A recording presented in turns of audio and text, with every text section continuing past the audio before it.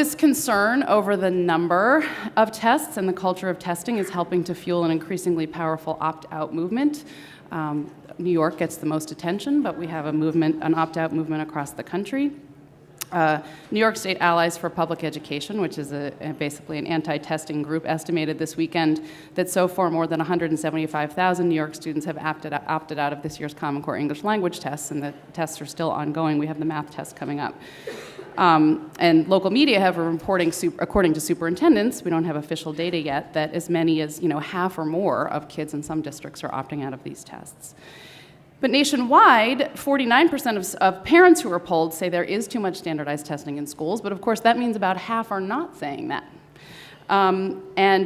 Polls show that minority parents are more likely to support standardized testing and the kinds of accountability we have in schools.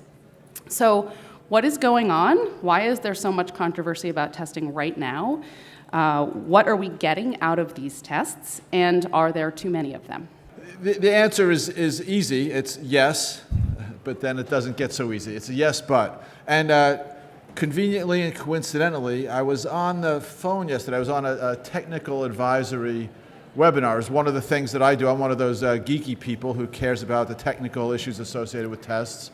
And it was a technical advisory committee for a large school district. This district is in a state where there is not only required language arts and math testing, there's required social studies and science testing every year as well, 3 through 8, and actually many end-of-course tests.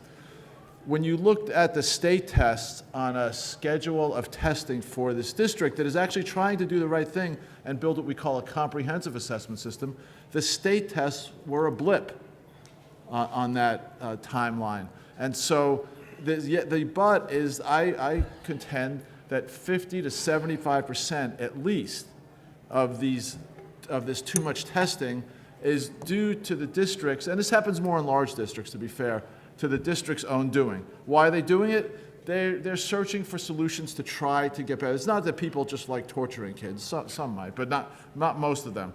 So that's one thing.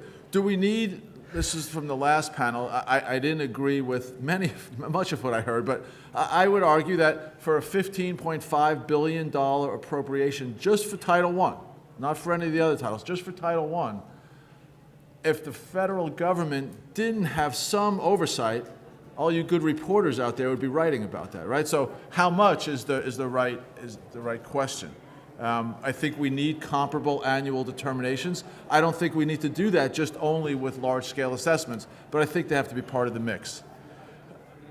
I got it. The last, so I'll just say this for now. One thing as an industry, so I was here at NCME and AERA.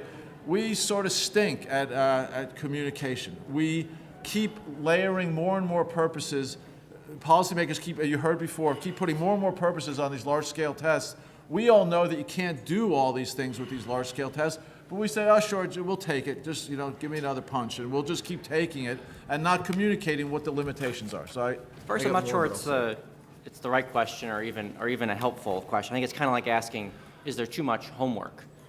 My second comment's about the politics of testing, which is really, I think, an impossible situation, because what people want is a test that, as Scott said, will do everything, but only takes an hour and doesn't really cost anything.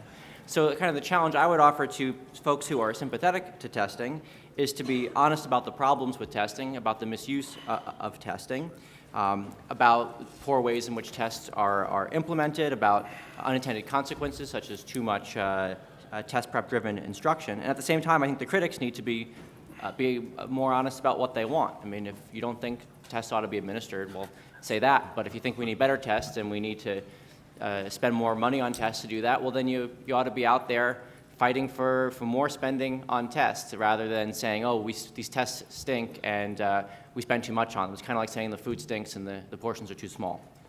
And the final comment I would make is just about the general question of tests. Really, we want to be thinking about the policy around testing. Do we have too many federal tests? I'd probably argue we don't. Do we have too many tests at the state and local level? Well, that would vary by state and locality. And the final comment I would make is to be clear about separating the issues around testing to the issues around the stakes attached to testing. We would not be having this conversation at all if there were no stakes attached to testing. I grew up in New York State. We took tests growing up. We had the Regents exam, and there was none of what we're seeing now in New York because there weren't consequences or weren't the same consequences attached to those tests. Scott's answer to the question, is there too much testing, was yes, but. Mine is yes, and. There are three interconnected issues. Matt mentioned two. There's the volume of testing. And I think there's widespread public opinion that there is way, way too much testing. Arnie Duncan says too many tests are sucking the air, oxygen out of classrooms. Patricia Levesque, Jeb Bush's foundation head, says there should be fewer but better tests. Surveys done by the Council for Chief State School Officers and the Council of Great City Schools find about 113 tests taken by each student on average from pre-kindergarten to 12. That's one issue. Second issue is the consequences of tests, as Matt mentioned. People believe widespread, and there's a widespread movement across the country pushing back on it, that we've attached way too many consequences for students, teachers, schools, and districts to these tests. And the third interconnected issue is the quality of the instruments. And that includes the test items, the way they're administered, and the way they're scored. In the last week, computerized testing systems have collapsed in 7 states. Some of this stuff is really not ready for prime time, being driven onto the American classroom agenda by political and ideological concerns, not educational ones. And if you don't believe there's too much testing, have your local reporters look at how many tests. We worked with a reporter in Lee County, Florida, where I live, which is the first district to opt out, and this is what she got from the district as the list of tests being administered in high school before the district listened to parents. Here's the list.